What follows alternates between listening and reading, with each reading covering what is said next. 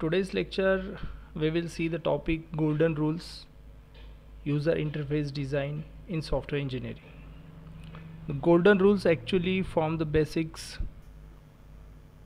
for a set of user interface design principles that guides this important software design activity. The Mendel coins defines three golden rules. The first one, place the user in a control, reduce the user's memory load, make the user's interface consistent. Now we will see the first one, place the user in a control. Before understanding the list of topic, let's focus on this point. Most interface consistency and restrictions that are imposed by a designer are intended to simplify the mode of interaction. In many cases, the designer might introduce a constraint and limitation to simplify the implementation of the interface. The results may be an interface that is easy to build but frustrating to use. So we will focus on the first point. Define interaction mode in a way that does not force a user into unnecessary or undesired action. We can understand this point with the help of simple example. If a spell check is selected in a word processor menu, this software moves to a spell checking mode. There is no reason to force the user to remain in a spell checking mode if the user desires to make a small text edit along the way. The user should be able to enter and exit the mode with little or no efforts. So such a kind of things that we have to consider while developing user interface. The next one, provide for flexible interaction. We can also understand this point with the help of simple example. Different users have a different interaction preferences, choices provided. For example, a software might allow a user to interact via keyboard command, mouse movement, a digitizer pen, or voice recognition commands, but every action is not amenable to every interaction mechanism. Consider, for example, the difficulty of using keyboard command to draw a complex shape. The next one, allow user interaction to be interruptible and undoable. Even when involve a sequence of actions, the user should be able to interrupt the sequence to do something else without losing the work that had been done. The user should be able to undo any action. This kind of thing we have to consider while developing user interface. Streamline interaction as a skill level advance and allow the interaction to be customized. The last point, and it is very important, hide technical internals from the casual users. See, the user interface should move to user into a virtual board. The user should not be aware of the operating system, file management functions, or any other operating technology or computing technology. In a sense, the interface should never require that the user interact at a level that is inside the machine. So these all points cover. If we cover these all points, then we can control the user into particular place with the help of user interface design. The next one, reduce the user's memory load. Before understanding these 4 points, just we elaborate this point. The more users has remember, the more error prone will be the interaction with the system.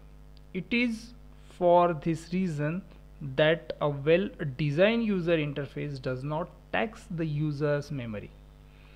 Whenever possible, the system should remember information and assist the user with an interaction scenario that assists a recall.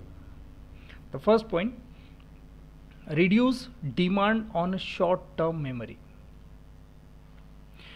When the users are involved in a complex task, the demand on short-term memory can be significant.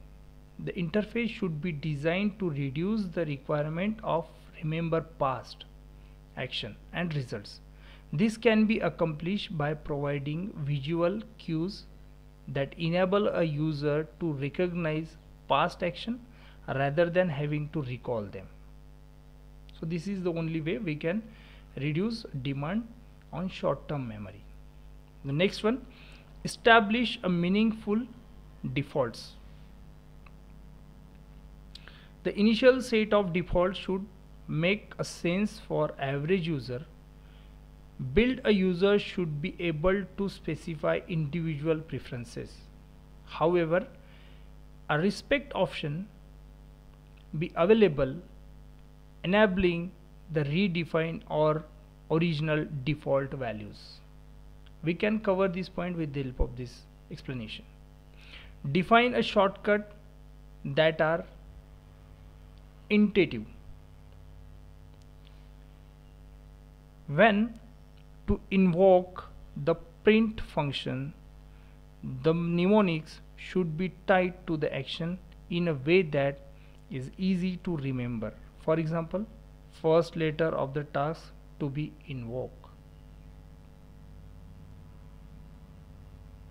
Disclose information in a progressive fashion. Last point, the interface should be organized hierarchically.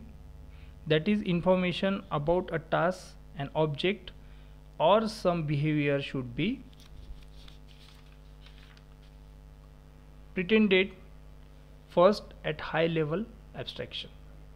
More detail should be pretended after the user indicates interest with the mouse pick. An example, a common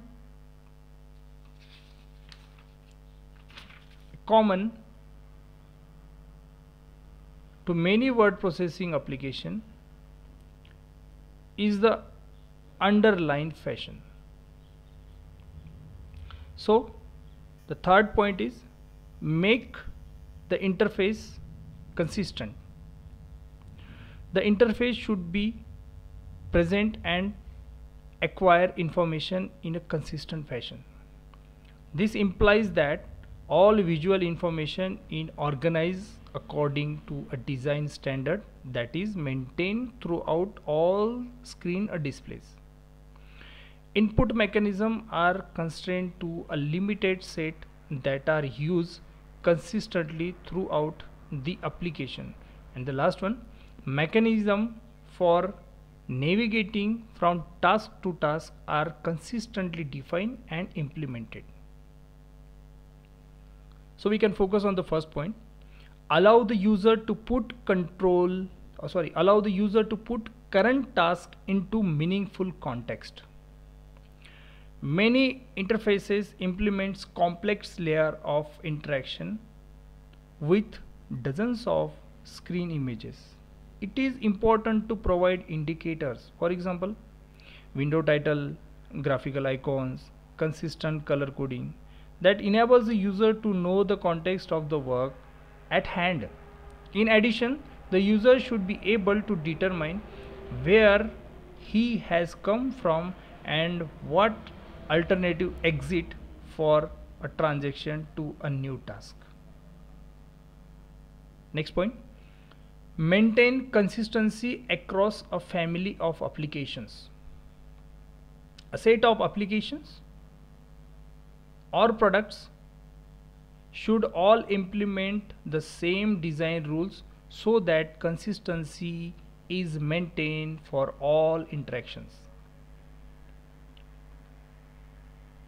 Next point, if a past interactive model have created user expectation, do not make changes unless there is compelling reason to do so. The last one is very important. Once a particular interactive sequence has become a de facto standard, for example, the user of Alt S to save a file, the user expects this is every application he encounters. A change using Alt S to invoke scaling will cause confusion. The interface design principle discuss